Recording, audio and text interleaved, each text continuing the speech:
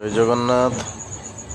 ଦୀର୍ଘ 500 ବର୍ଷ ପରେ ଏହି ରାଶିରେ ବନିବାକୁ ଯାଉଅଛି ମହାସଂଯୋଗ। ଏହି 6ଟି ରାଶି ହେବେ କୋଟିପତି। ଆମର ଧର୍ମଗ୍ରନ୍ଥରେ ଗ୍ରହ ନକ୍ଷତ୍ର ଏବଂ ରାଶିମାନଙ୍କର ବହୁତ ମହତ୍ତ୍ୱ ଦିଆଯାଇଥାଏ। ଏହା ସହ କୌଣସି ନବଗ୍ରହର ବା କୌଣସି ଗ୍ରହରେ ଛୋଟ ବା ବଡ଼ ପରିବର୍ତ୍ତନ ଘଟିଥାଏ ତାର ସିଧା ପ୍ରଭାବ ରାଶିମାନଙ୍କ ଉପରେ ପଡ଼ିଥାଏ। କିନ୍ତୁ ଗ୍ରହରେ ବନୁଥିବା ଏହି ପରିବର୍ତ୍ତନ କିଛି ରାଶିଙ୍କ ଉପରେ ଭଲ ପ୍ରଭାବ ପଡ଼ିଥାଏ। ତ ଆଉ କିଛି ରାଶିଙ୍କ ଉପରେ ଏହାର ଖରାପ ପ୍ରଭାବ ପଡ଼ିଥାଏ। ବନ୍ଧୁଗଣ, ବଢ଼ୁଥିବା ଜୀବନରେ ଲୋକଙ୍କ ଜୀବନରେ ଚେଞ୍ଜେସ୍ ଆସିଥାଏ, କାରଣ ପରିବର୍ତ୍ତନ ପ୍ରକୃତିର ନିୟମ ଅଟେ। ଆଜି ରାତିଠାରୁ କେଉଁ ରାଶିଙ୍କ ଭାଗ୍ୟ ବଦଳିବାକୁ ଯାଉଅଛି, ଆସନ୍ତୁ ଜାଣିବା। ବନ୍ଧୁଗଣ, ମେଷ ରାଶି। ମେଷ ରାଶିର ଲୋକମାନେ ଆପଣଙ୍କର କୋର୍ଟ କଚେରୀ ମାମଲାର ସମାଧାନ ହେବ। ବିଦେଶକୁ ଯିବାର ସ୍ୱପ୍ନ ଦେଖୁଥିଲେ ସମୟ ଭଲ ସାବ୍ୟସ୍ତ ହେବ। ଆପଣଙ୍କର ଭାଗ୍ୟ ଉଜ୍ଜ୍ୱଳ ହେବାକୁ ଯାଉଅଛି।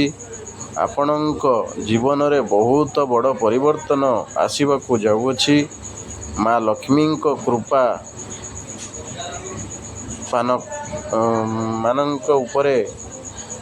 ଆପଣମାନଙ୍କ ଉପରେ ରହିବାକୁ ଯାଉଅଛି। ବନ୍ଧୁଗଣ, ମିଥୁନ ରାଶି। ମା ଲକ୍ଷ୍ମୀ ଆପଣଙ୍କ ଉପରେ ଅପାର କୃପା ବର୍ଷା କରିବେ।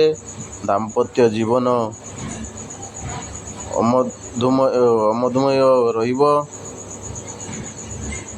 ବେପାରରେ ଭଲ ଲାଭ କରିବେ। ସମାଜରେ ମାନ ସମ୍ମାନ ବୃଦ୍ଧି ହେବ। ଧାର୍ମିକ କାର୍ଯ୍ୟରେ ମନ ବଳାଇବେ। ପ୍ରତିଯୋଗିତା ପରୀକ୍ଷାରେ ସଫଳ ହେବେ। ଚାକିରିରେ ସାଲାରୀରେ ବୃଦ୍ଧି ହେବାକୁ ଯାଉଅଛି। ଆର୍ଥିକ ସଙ୍କଟରୁ ଆପଣ ମୁକ୍ତି ପାଇବେ। ବନ୍ଧୁଗଣ, ବୃଷ ରାଶି। ଆପଣଙ୍କ ଉପରେ ମା ଲକ୍ଷ୍ମୀଙ୍କ ଅପାର କୃପା ରହିବାକୁ ଯାଉଅଛି।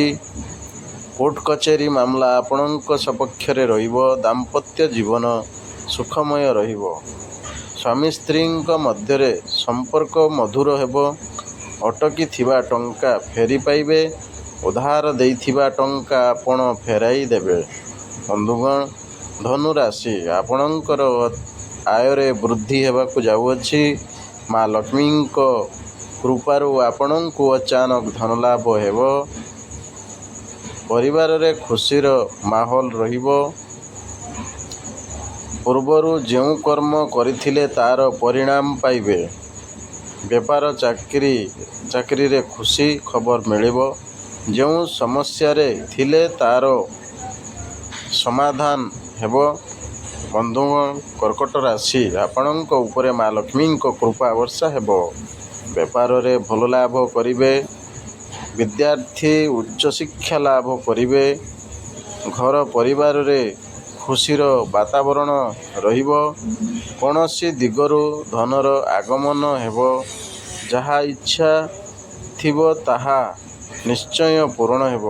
ବନ୍ଧୁଗଣ, ସିଂହ ରାଶି। ଆପଣଙ୍କ ଜୀବନରେ ବଡ଼ ପରିବର୍ତ୍ତନ ଆସିବାକୁ ଯାଉଅଛି। ଯେଉଁ କାମ ଅଟକି ଥିଲା ତାହା ପୂରଣ ହେବ। ମା ଲକ୍ଷ୍ମୀଙ୍କ ଅପାର କୃପା ଦୃଷ୍ଟି ରହିବ।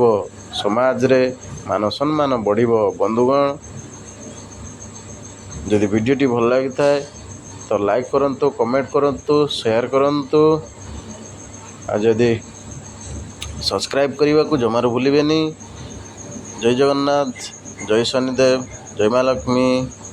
ଧନ୍ୟବାଦ।